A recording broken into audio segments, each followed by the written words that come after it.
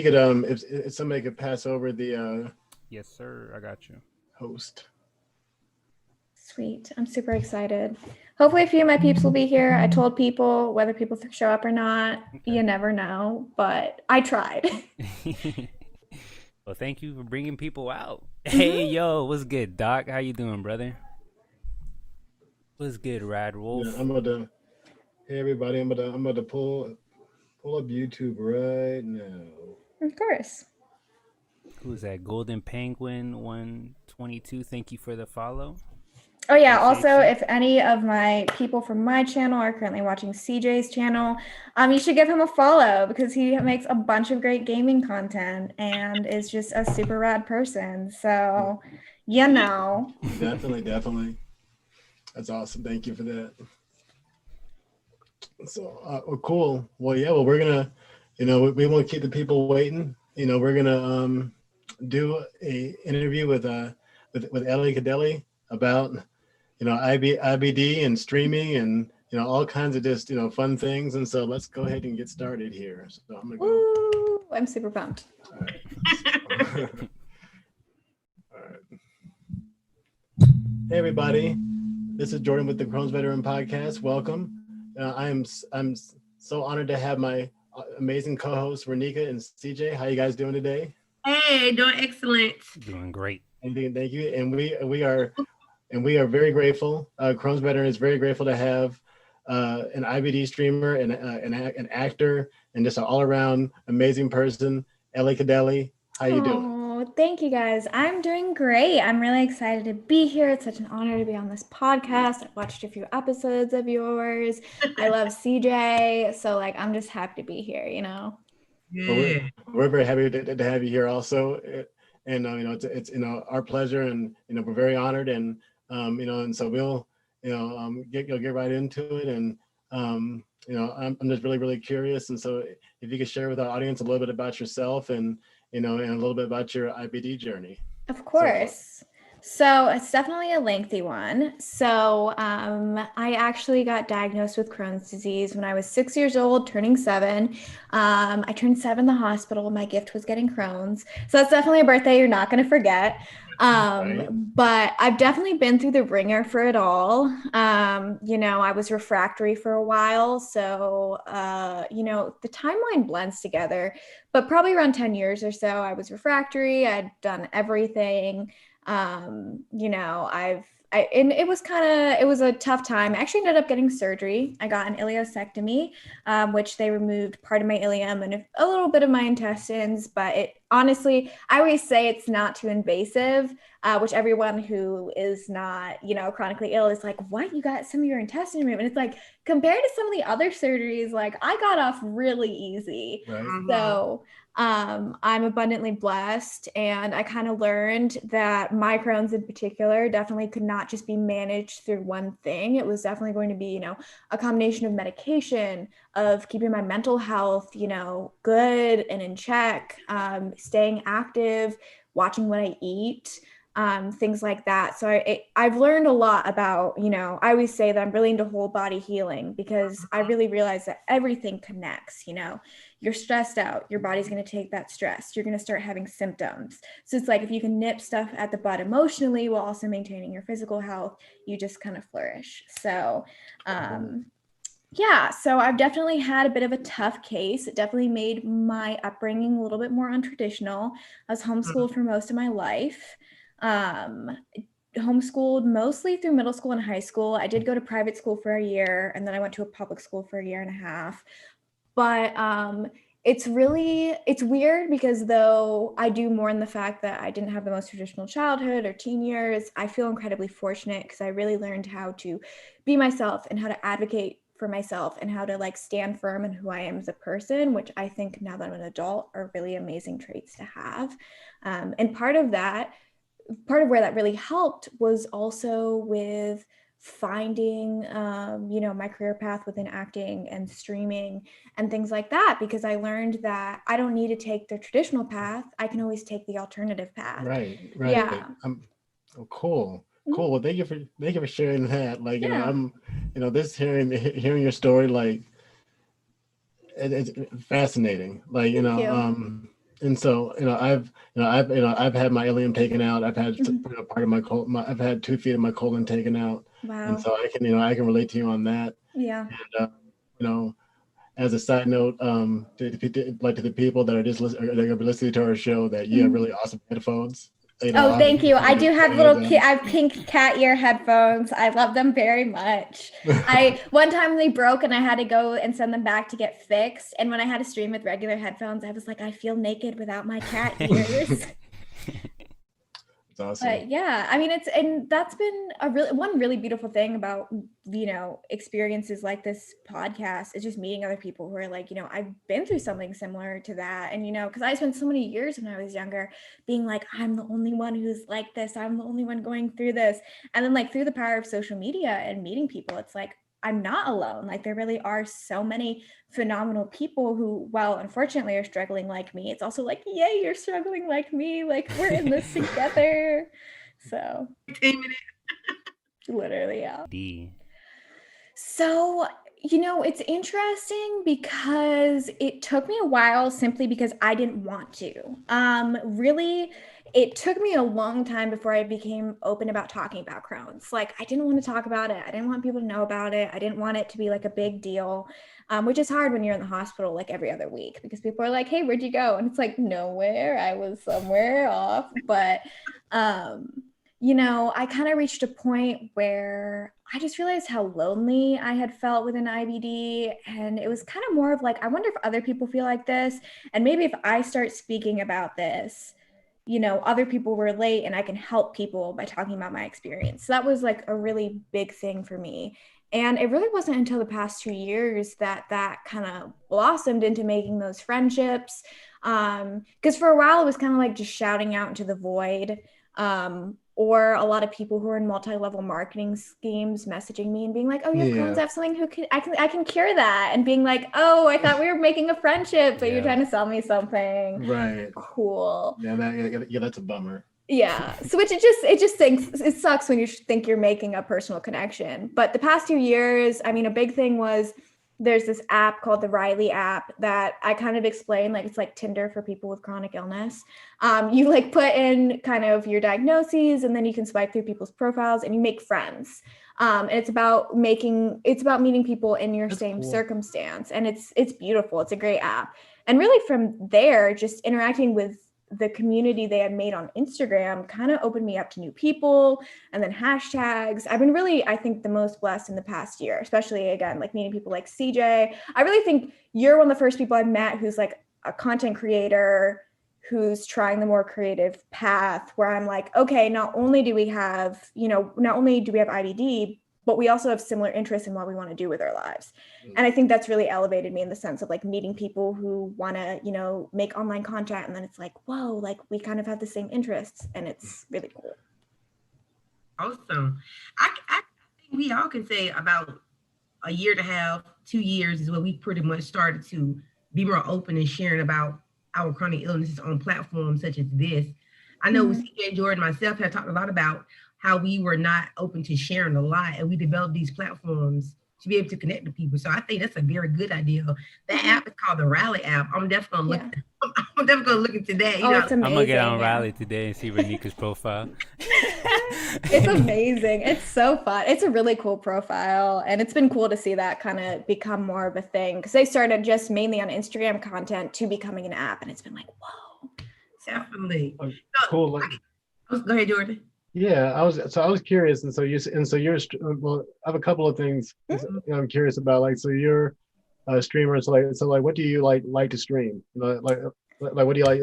So are you like a gamer? I mean, so like, do you cooking channel? Like, what's your thing? I do a little bit of everything. I would definitely say my main stuff that I work on is retro gaming. So, 90s, 80s, early 2000s, and then horror games. That's like what I love to do.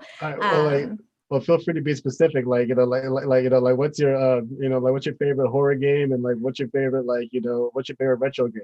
Oh my gosh! Or maybe Silent Hill. 110%. Awesome. I love those games. It's psychological horror. It's actually interesting because the first game really, I played the first game when I was in middle school, and the first game kind of revolves around this cult that basically tried to use one of the cult members' daughters to birth a god. Anyways, but besides that, basically the story is surrounding around this young girl and like the torment and the pain that she went through. And I remember when I was a kid, like seeing a fictional story where there was a child struggling and trying to kind of figure out the world, and there's manifestations of monsters that were coming out of like grief and pain.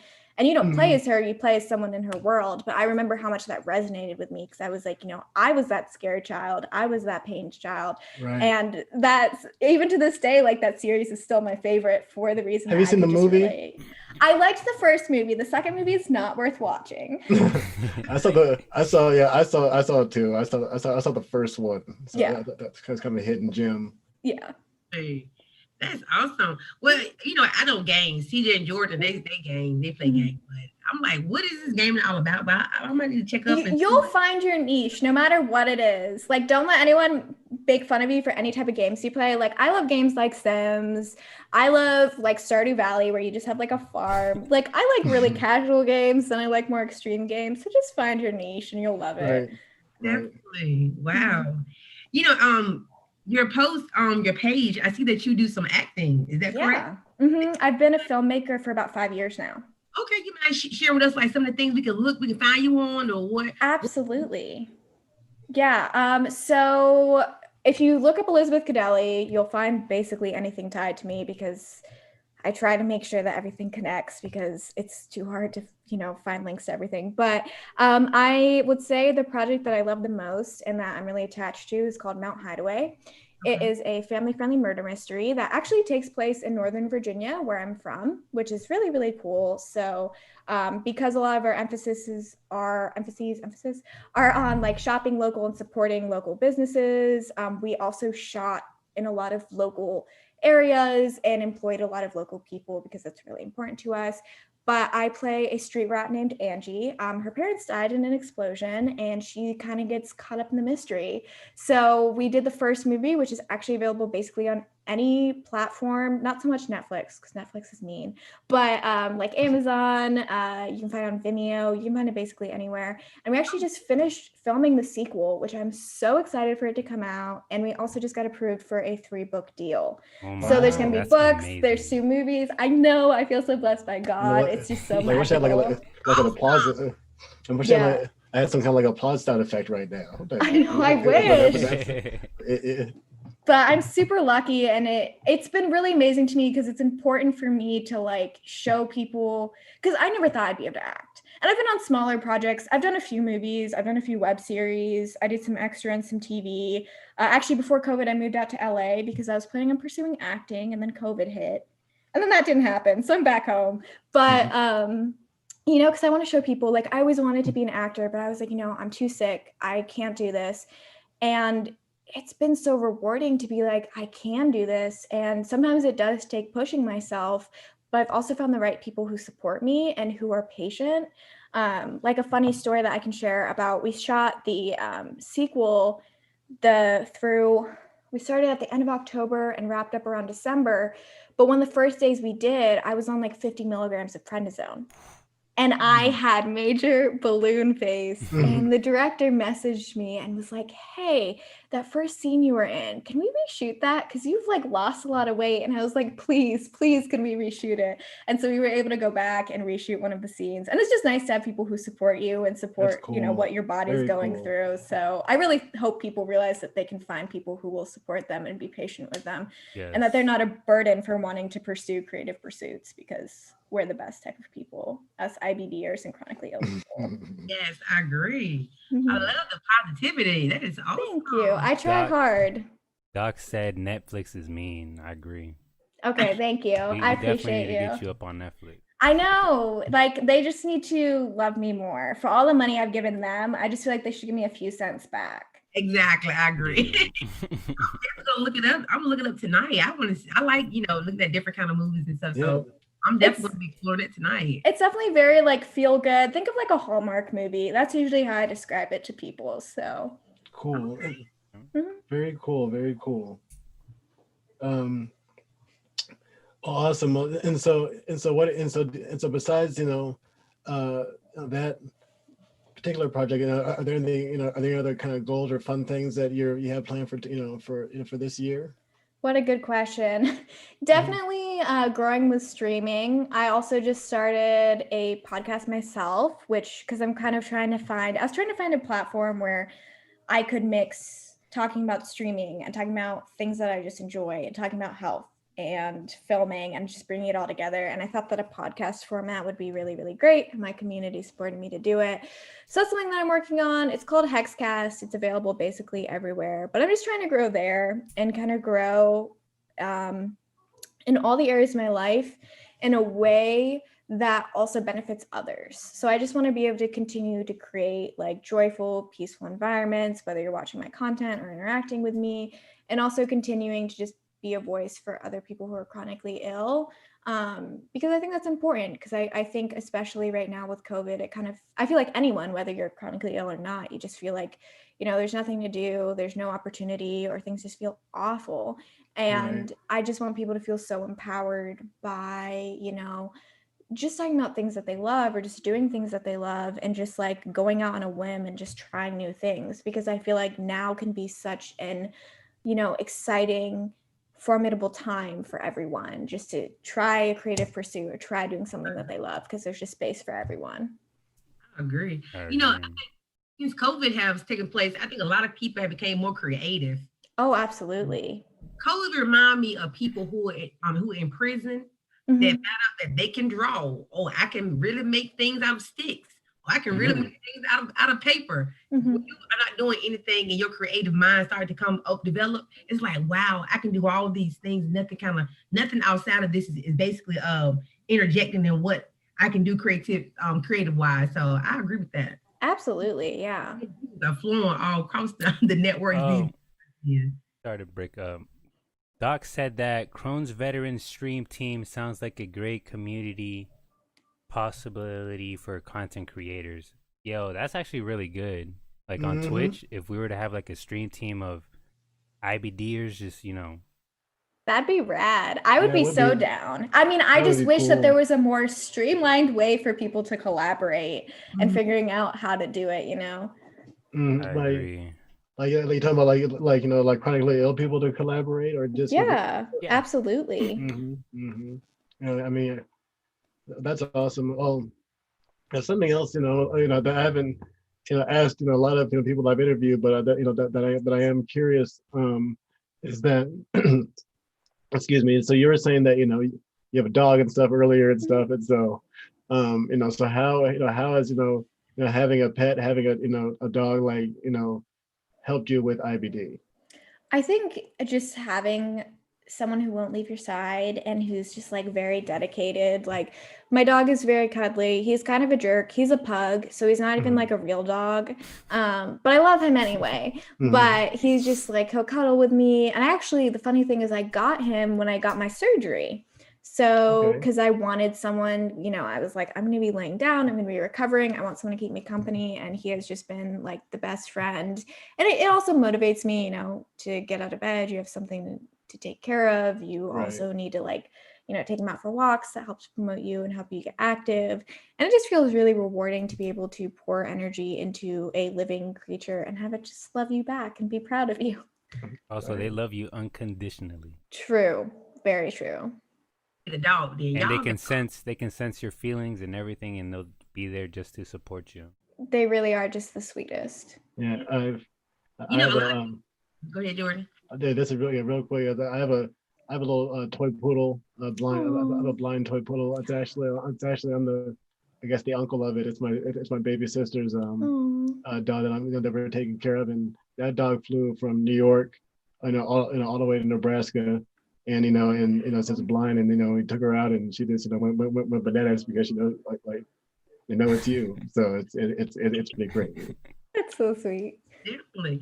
I've learned that a lot of individuals that have IBD or chronic illnesses, they do have like support dogs that support them. Not necessarily they're called that, but they use them for the support part. I don't have a dog or anything. I thought about getting one a while ago. You should. do I have time to take care of one? See, I was It's in the really time consuming. It definitely is. I wanna talk to you after about that, Renika, after you're done saying what you said.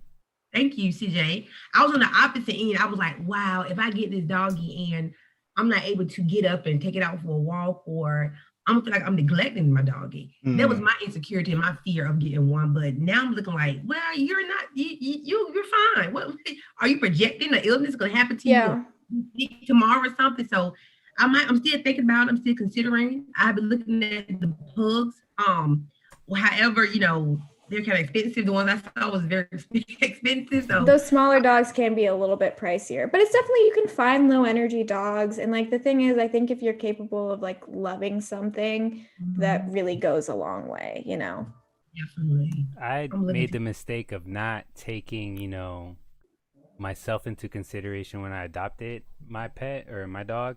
So when I adopted him, I was actually going through a flare, and I kind of adopted him on the sense of he was going to be like a support dog a little bit. And when I adopted him, little did I know that little homie had an intestinal parasite.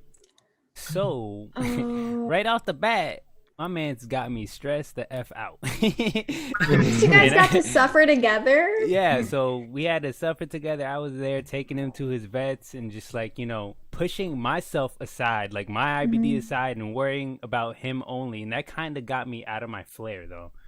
So, wow. Yeah, it's kind of like, it's like living for something else. Yeah. Yeah. Awesome. Well, cool. Well, that was it. I think we want to wrap it up a little bit here. On the way out, what's the best way for people to get in touch with you? Ooh, probably if you look up Norman Bates Jr., I'm on Twitch. I am on YouTube. I'm on Instagram. You can basically find me anywhere, or you can also search my stage name, which is Elizabeth Kadeli, Kadeli. You'll also find me there. You find one, they all lead to each other. So I would love to connect with you guys, especially if you are listening to this, watching this, and you are part of the IBD community. I'd love to connect with you, talk with you. If you're not, if you're someone who just supports the IBD community, same goes for you. So yeah. Cool. Okay, so Doc, I gotta read the chat a little bit. So Doc said probably start a Twitch tag. I don't know. I can look some stuff up and hit y'all up after the podcast. Awesome. And then he said all the pugs watching this right now are hella offended. I'm such a crazy pug lady that I literally have a pug blanket on right now.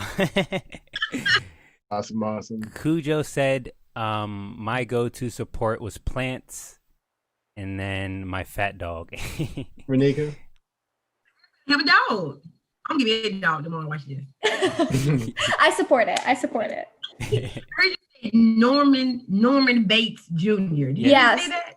Have you ever watched Norman? Or go ahead. Psycho. Yeah. So Psycho is an Alfred Hitchcock movie that came out in 1960 or 1960 something. Yeah. So it's a play on words of that. I love the character of Norman Bates, and a lot of people don't know this, but that character actually created the slasher genre. So we wouldn't have Halloween, we wouldn't have Friday the 13th, we wouldn't have Scream if it wasn't for Norman Bates. So I have to put some respect on his name. So it's my name too.